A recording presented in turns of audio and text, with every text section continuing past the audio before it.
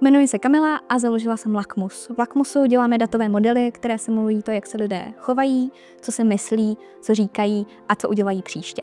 AI respondenti mají obrovskou výhodu a to je ta, že se neunaví. To znamená, můžeme se ptát na neomezené množství otázek, dostáváme instantní odpovědi. To, na čem nám záleží úplně nejvíc, je kvalita výstupů, které dodáme. To znamená, na rozdíl od využívání pouze ChatGPT jsme vytrénovali svůj vlastní neurosymbolický model, který reprezentuje reálný svět do užitečných modelů, tak aby naši AI respondenti odpovídali stejně a chovali se stejně jako reální lidé tam venku. To, na čem nám zároveň záleží, je bezpečnost vašich dat. Jsme zvyklí spolupracovat s bankami a bezpečnostní požadavky u bank jsou naprosto enormní a tady tento standard chceme zavádět pro všechny naše klienty.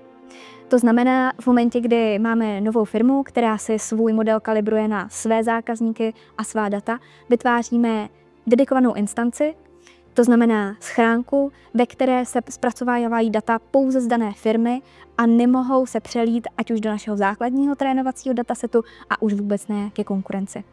Tady tohle jsou dva pilíře, přesnost a bezpečnost, kterými se chceme řídit a kterými chceme posouvat průzkumy trhu v AI době natolik, aby se staly novým standardem, který pomůže informovat mnohem více rozhodnutí, než co by dokázali reální lidé v dotaznících.